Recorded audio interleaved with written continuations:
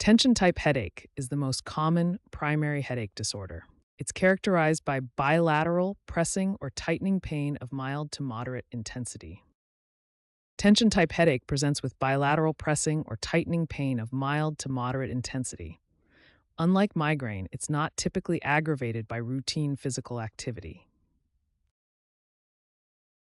Tension-type headache is classified into three subtypes based on frequency. Infrequent episodic tension-type headache occurs less than once per month. Frequent episodic type occurs between 1 and 14 days per month. Chronic tension-type headache occurs 15 or more days per month for more than 3 months. Unlike migraine, tension-type headache has distinct characteristics. For pain quality, tension headaches are typically pressing, tightening, while migraines are pulsating, throbbing. For intensity, tension headaches are typically mild to moderate, while migraines are moderate to severe. For location, tension headaches are typically bilateral, while migraines are often unilateral. For nausea, tension headaches are typically usually absent, while migraines are often present. For photophonophobia, tension headaches are typically mild or absent, while migraines are often present.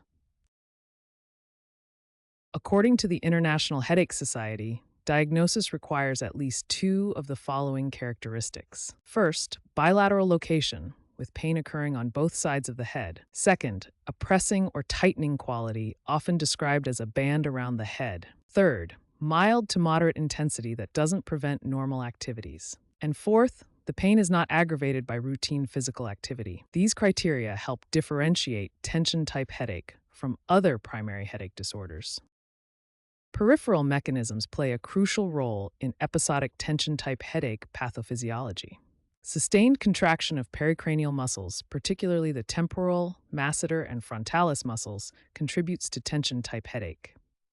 This sustained muscle contraction leads to local ischemia and the release of inflammatory mediators.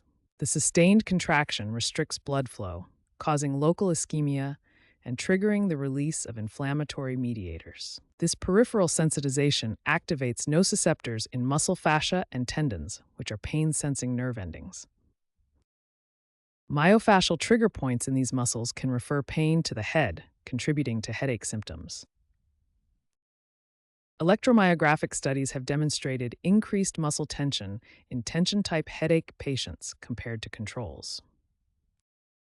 Additionally, peripheral sensitization involves the release of substances like bradykinin, serotonin, and prostaglandins. These chemicals lower the pain threshold of local sensory nerve endings, making normally non-painful stimuli feel painful. To summarize, peripheral mechanisms in tension-type headache involve sustained muscle contraction, leading to ischemia, inflammation, nociceptor activation, and a lowered pain threshold from chemical mediators. Neurotransmitter dysregulation plays a significant role in tension-type headache pathophysiology. Reduced serotonin levels are observed in TTH patients, particularly during headache episodes. Serotonin normally inhibits pain pathways in the central nervous system, so its deficiency leads to reduced pain inhibition. Similarly, abnormalities in norepinephrine and dopamine systems contribute to pain processing dysfunction. Glutamate, the main excitatory neurotransmitter, is elevated in chronic tension-type headache, enhancing pain transmission. Nitric oxide also plays a role as a pain mediator in tension-type headache. These neurotransmitter imbalances explain why medications that modulate these systems, such as tricyclic antidepressants that increase serotonin and norepinephrine, are effective in tension-type headache treatment.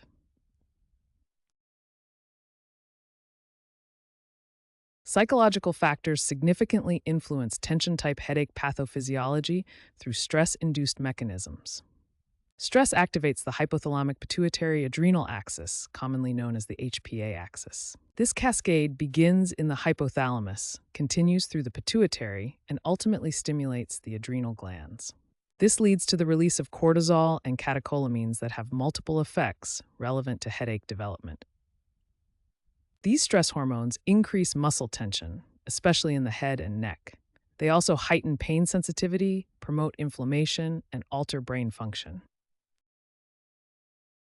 Chronic stress leads to dysregulation of the brain's pain control systems, perpetuating central sensitization.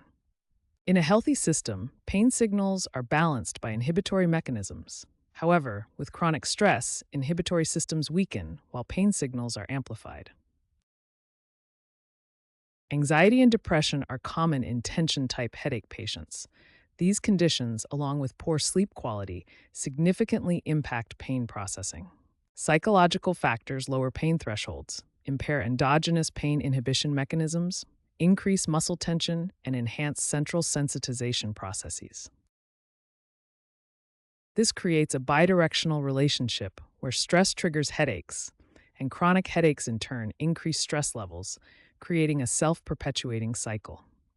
Understanding this relationship supports the use of psychological interventions alongside traditional headache treatments.